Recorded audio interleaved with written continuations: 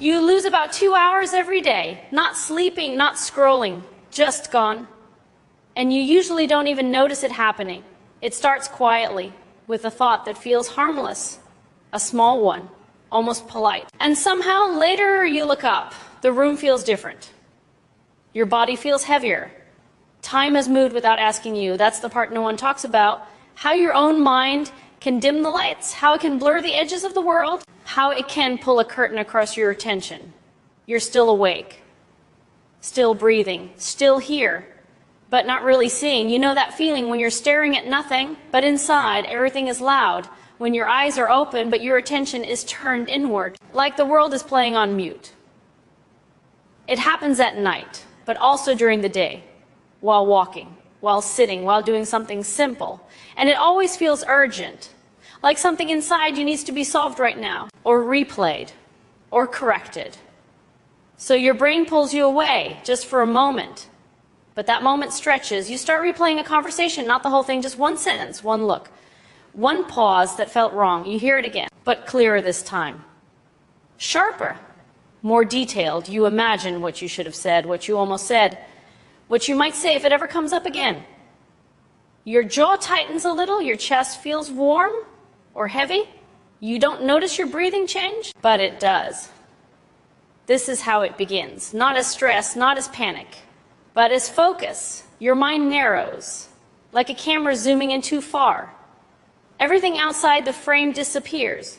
The clock keeps moving, but your sense of time doesn't. And that's the blindness, not darkness. Just absence. You don't see the room anymore. You don't feel your body the same way. You don't hear the quiet sounds around you. You're inside a loop. And the strange thing is, part of you believes this loop is important, necessary, protective. Like if you don't think this through, something bad will happen. Like if you let go, you'll miss something crucial. So you stay. You build entire conversations in your head. You prepare explanations no one asked for. You rehearse apologies you may never need. You imagine future moments with perfect clarity, where things go wrong, or where you finally say the right thing. And each version feels real. Your body reacts as if it's happening now. Your stomach tightens, your shoulders rise. You're not resting, but you're not acting either. You're suspended. This is the part that drains you, not the thinking itself, but the way it locks you in place. You might be sitting still, but inside, you're running. Running through memories, running through possibilities, running through outcomes that haven't happened. And when you finally come back, you feel it, that subtle exhaustion, that quiet, why am I so tired feeling, even though you didn't do anything. That's because your brain didn't rest. It worked hard. It treated imagination like reality. And it does this every day, almost on schedule, usually when things slow down, when there's silence, when there's space, that's when your mind fills it. You might notice it right before sleep. Lying there, lights off, eyes open. Your body wants to shut down, but your mind refuses. It brings up the past, not the good parts, the almost, the regrets, the moments you wish you could edit. You replay them with better dialogue, better timing, a stronger version of yourself. And sometimes you don't even realize you've left the present until an hour passes, or two. That's the blindness. You weren't asleep, you weren't distracted, you were inside. And here's the uncomfortable part. Your brain thinks it's helping you. It believes that if it keeps you alert, you'll be safe. If it keeps you rehearsed, you won't be embarrassed. If it keeps you scanning the future, you won't be surprised. So it stays on, even when you're tired, even when you don't need it. Especially then, you might notice how hard it is to fully enjoy something. A show, a song, a quiet moment. Your attention slips, your mind drifts. You miss details, you miss feelings.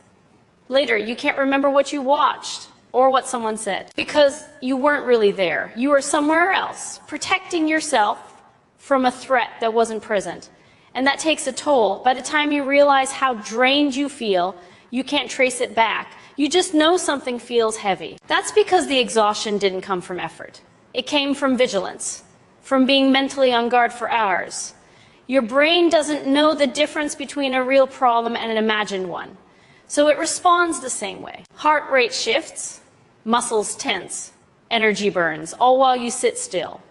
And the scariest part is how normal it feels, how familiar. You've lived this way so long that silence feels suspicious, Calm feels unfinished. When your mind finally quiets, there's a strange discomfort, like you forgot something, so it pulls you back in, back to the loop.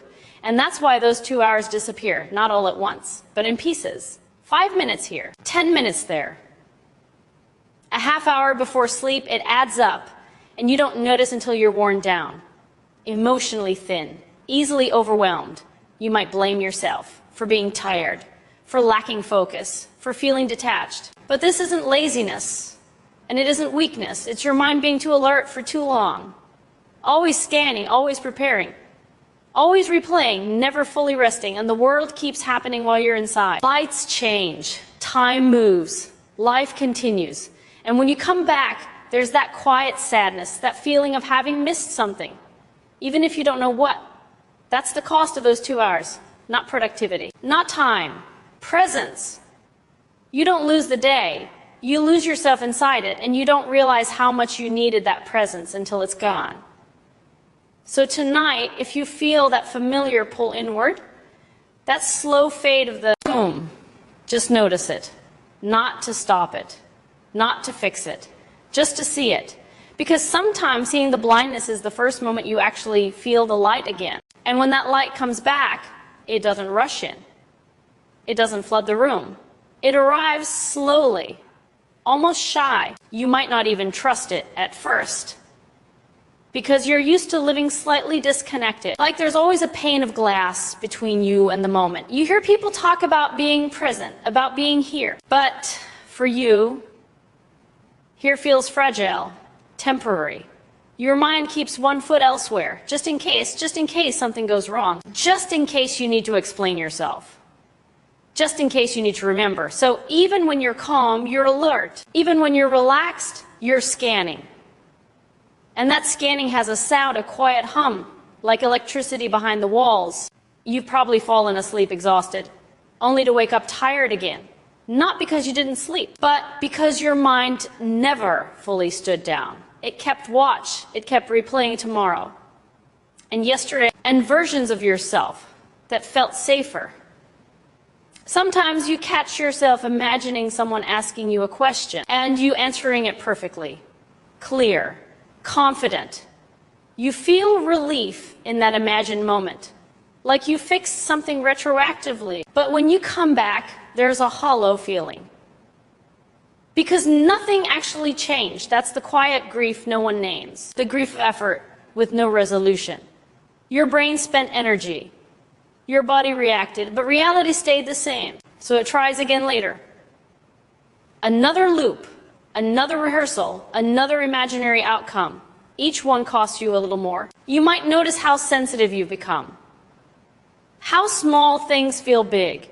How decisions feel heavier than they should. It's not because you can't handle life. It's because you're already carrying so much inside. Your mind is full of unfinished conversations, unsent messages, unspoken feelings. They stack up quietly, like tabs left open. And every time the world slows down, your brain pulls one forward.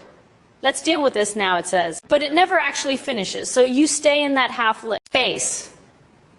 Not fully anxious, not fully calm. Just suspended. This is why rest feels difficult, because rest means letting go of control. And control feels like safety, even when it's exhausting, even when it costs you hours. Those 2 hours aren't dramatic. They don't announce themselves. They slip away while you're brushing your teeth, while you're lying in bed, while you're staring at a wall. Your eyes are open, but your attention is folded inward. And the world feels far away. Sometimes you feel guilty about it, like you're wasting time. Like you should snap out of it. But that guilt just adds another layer, another thing to think about. So the loop tightens. What's really happening is quieter than that. Your mind is trying to protect you from pain, from embarrassment, from regret, from loss. It believes that if it stays ahead of everything, nothing will catch you off guard. So it practices, it prepares, it replays. And it does this so well that you forget what stillness feels like. True stillness. Not the kind where you're frozen, but the kind where nothing is demanding your attention. That kind feels unfamiliar, almost unsafe. When silence comes, your mind rushes to fill it, because silence feels like exposure. And yet, deep down, you crave it. You crave a moment where your thoughts don't need you, where your past doesn't ask to be reviewed, where your future doesn't ask to be predicted. You crave a moment where you can just exist. That craving shows up as tiredness, as emotional numbness, as that strange feeling of being disconnected from your own life. It's not that you don't care. It's that you've been caring too much for too long. Your mind has been working overtime, and no one ever told it to stop, so it learned this rhythm. 2 hours gone. Every day, sometimes more. And when you finally notice it, they're a mix of emotions. Relief, sadness, recognition. Like realizing how long you've been holding your breath. You might feel exposed listening to this, like someone just described a private room inside you. That's because this space is intimate.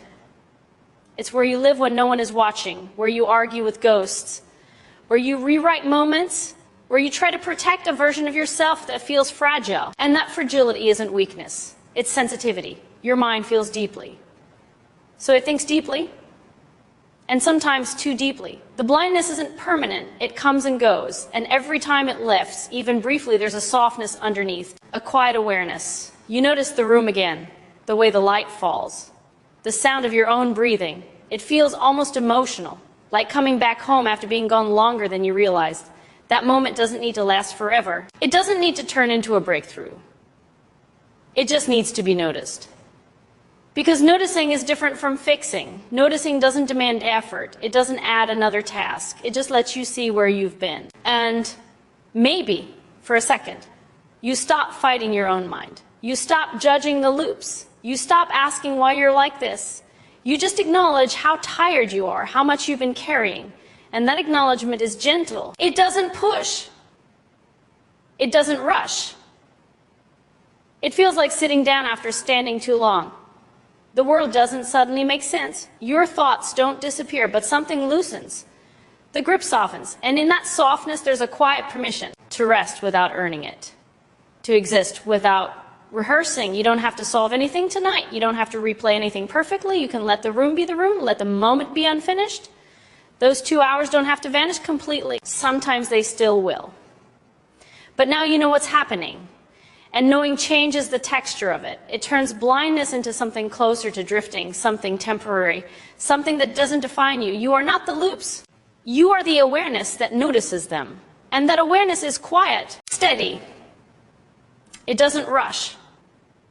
So if you're listening to this late at night, lying there with your thoughts circling, just know this. You're not broken. You're not failing at rest. Your mind has just been trying too hard to keep you safe. And for tonight, it's okay to let it stand down a little. Not by force, not by control, just by allowing yourself to be here, breathing, listening, present. Even if it's only for a moment, sometimes that moment is enough to remind you that you were never lost, just briefly turned inward.